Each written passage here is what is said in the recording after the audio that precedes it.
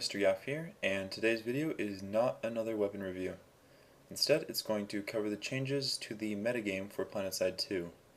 Before I jump into things, I'd like to let you know that the timecodes for the video are listed in the description so that you can skip to a certain part of the video if you wish to. The timecodes will also have all the links to the articles I talk about. So Azure Twilight, a very large Vanu outfit, has organized with the Planetside 2 developers to have community design meetings.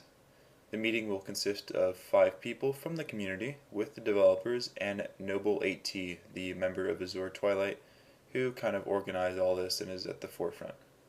The 5 people who are chosen will be the authors of the top 5 most upvoted posts on the subreddit for Planetside. Since the devs seem to be looking for Reddit feedback, I've gone ahead and removed commenting from this video, at least for now.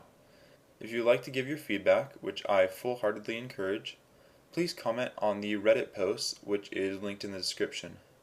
You will have to make a Reddit account to comment or vote, but it's easy and entirely worth it since Reddit is such a major part of the Planetside 2 community. Also, please wait until you finish the entire video before commenting, since a lot of the ideas I'm going to put forth build on top of each other. So since this video is so long, and I have so much I want to cover, I'll probably end up spending over 24 hours just making the video, so I apologize ahead of time if some of the graphics or the commentary is a bit sloppy.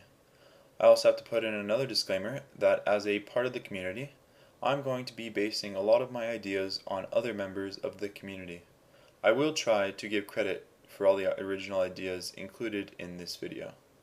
I've also thought long and hard about each of the mechanics myself, and I've come up with some of my own ideas, which are going to coincidentally overlap with other people's. So on to the fun stuff. This week is the first week for the Planetside 2 meetings, and the topic is metagame. For those of you who don't know what the metagame is, here is a general overview from Wikipedia. Metagaming is a broader term usually used to define any strategy, action, or method used in a game which transcends a prescribed rule set, uses external factors to affect the game, or goes beyond the supposed limits or environment set by the game. Another definition refers to the game universe outside of the game itself. In other words, the metagame is how the lore, strategy, and community affect how the game is played. There is no strict line on the difference between metagame and what is just improvements to the game, but the focus is again on strategy and overall gameplay mechanics to make sure the game is not just a basic run-and-gun first-person shooter. What the devs are looking for are simple changes to the already existing game mechanics, which will give clear improvements without having to put too much effort on their end. So the first thing I would like to address are the necessary changes to experience. Experience currently ties into the metagame, since it's the main way to motivate and reward players. It's widely agreed upon that experience currently rewards kills much more than team play. For example, players would much rather camp a spawn area while capping a point than actually standing on the point to increase the speed of the cap.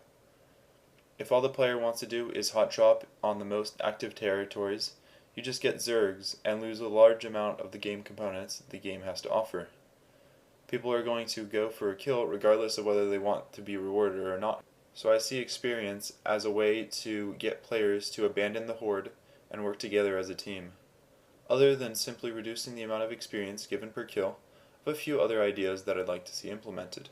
My first idea is very simple. It is to have all members of the vehicle share the experience for both kills and assists. Say that Gunner 1 is in a Sunder with 5 other people and gets a kill and receives 100 experience. All the remaining passengers in this case would also receive 50 experience spread out amongst themselves. In other words, the killer would get 100 experience, and the remaining passengers would receive 10 experience each. On top of that idea, interacting with the passengers of your vehicle would be easier. The drop-down menu I have in mind would be similar to the squad and outfit setup. For example, with the experience sharing I just talked about, you would need to be able to quickly kick out players who are just sitting in the back seats of your Sunday, racking up certs with little to no effort. The menu would also allow you to quickly invite people to your squad for improved communication. I also would like the color coding to be better for squad and platoon members in vehicles, but the developers have already identified that this will be in the January 30th update, so I don't have to stress this too much. The third idea is on receiving rewards based on how much of the map you have captured. For example, if you're able to capture 50% of the continent, you should receive a certain reward. If you're able to break up a continent lock and capture 3 territories around your warp gate, you should also get a reward. The idea behind this is to have a dynamic type of play so that you could have a kind of achievement or goal while you're fighting. As a reward, each player would be given a 30-minute boost in resource gain that would have a cooldown of an hour or so. I'll get into more detail after I get through the sieges. I'd also like to see a bit more gratitude from my leaders if I'm able to capture an entire continent. Anything from a server-wide message to a full-on cutscene for everyone on the continent would be nice. The next adaptation to the game I'd like to propose is a change in the resource system. For now, it prevents players from consistently spawning the same vehicles over and over again. However, I do feel it still allows for too many vehicles in-game at once. If we reduce the amount of vehicles available, there would be an increase in their value, an increase in team play, and an increase in communication. My first proposal to make this happen is to combine the air and vehicle resources into a single resource pool and increase the maximum amount to 1,100 resources. This combined resource pool would be called the mobile resource and theoretically would force players to think ahead of time before spawning certain vehicles. A third resource pool would then be implemented, called the base resource. The request for defense incentives and aid has been very strong in the Reddit community. A lot of people want to see the return of sentry turrets from Planetside 1 that help defend a base to ward off attackers while the defenders regrouped. Along with the base resource system, any player with resources available to them would be able to set up a turret within a perimeter of the spawn area of the base. The prices and strength of the turrets would have to be adjusted to prevent turret spam. A second implementation I would like to see are sieges. Currently, we have what I call TR Crown Syndrome. It's where a faction chooses to hold out in a base for an indefinite period of time. Now this isn't a huge problem for the overall gameplay, but it does make the game very stale after a couple hours. Instead, I'd like to see sieges implemented. A lot of the siege idea comes from Weird Guy on the PC Gamer article about the community meeting. A siege is when a faction owns a territory that is not connected to their warp gate. Take for example the classic TR Crown scenario. The Terran Republic owns the crown, but are effectively cut off from the resource supply. This would mean that while the TR soldiers stay in their cut-off hexes, they are limited to 50% as much ammo as they would normally have in their weapons. Some spawn locations take a few extra seconds to spawn them in, and their resource supplies begin to decrease on their own. In this scenario, the TR could easily fix the predicament by capturing the palisades, but this would require some coordination and teamwork. The third change arises from a lack of resources, which occurs when you are warp gate locked. If you don't have any territories acquiring resources for you on that continent, you are going to slowly dwindle your vehicle and air resources until you're restricted to fighting on foot. At that point, most people get frustrated and quit out of the game entirely. There are two solutions to this problem. The first has already been proposed by the developers, and that is to make resources work across continents. I have two issues with this. The first is that people will be gaining resources at such a fast rate that they will become inflated and worthless. If that's not the case and resource gain for each base is decreased, the differences in resources between factions will be horrendous and greatly impact gameplay. My solution is the one I hinted at earlier. It's to give a temporary resource boost to help a faction break out of the warp gate lock if they are able to organize and capture 3 bases. Now I've talked about a lot of things that would incentivize teamwork and leadership, but who knows if the player will see this post or know about the changes. That is why I would also like to have a leadership tab on the social menu. Thorbinator and D. Mitchell had a similar idea to the one I had in their Reddit post called Politics 2.0.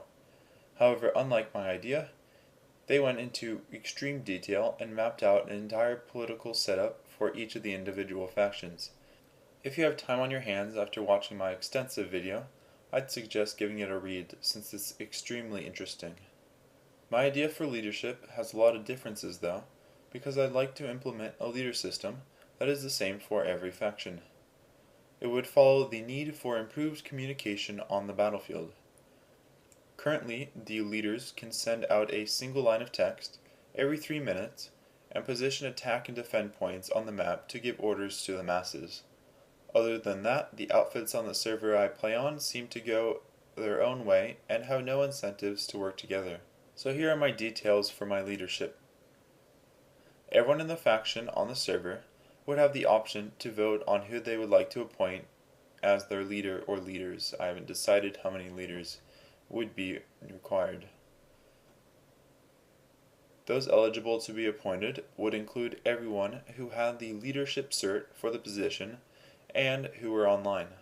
The players would be able to vote for as many people as there are leadership positions. The player's vote would stay with that person until they changed it or the candidate went offline. The appointed leader or leaders would have multiple perks and responsibilities that would give them actual power. The largest of this would be to control these behemoths. This is an image of the Bastion fleet carrier, a ship Higby confirmed would be showing up in Planetside 2 at some point. The way I see it, this thing would replace the hot drop system.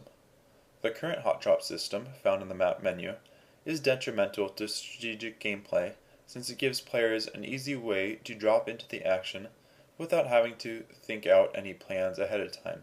The dropship would replace the hot drop system and introduce a fix to another problem at the same time.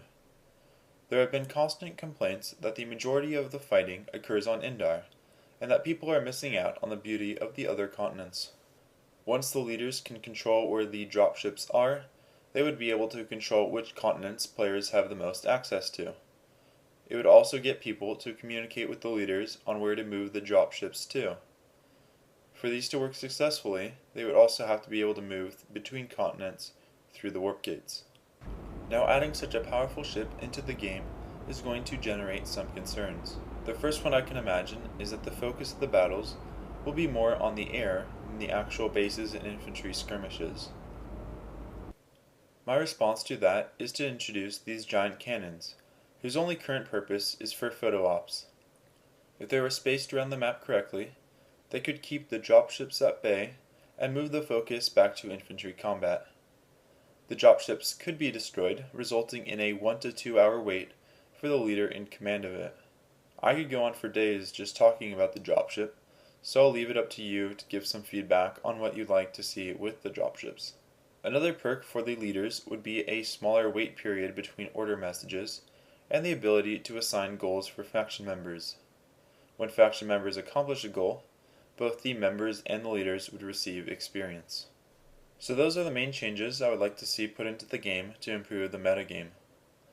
The rest of the improvements have to come from the community itself. If everyone just went on the wiki and created or added to the page of their favorite weapon, we would already be much better off. Anyways, I think I've kept you long enough, and I'm very happy to see you were able to make it through to the end of my video.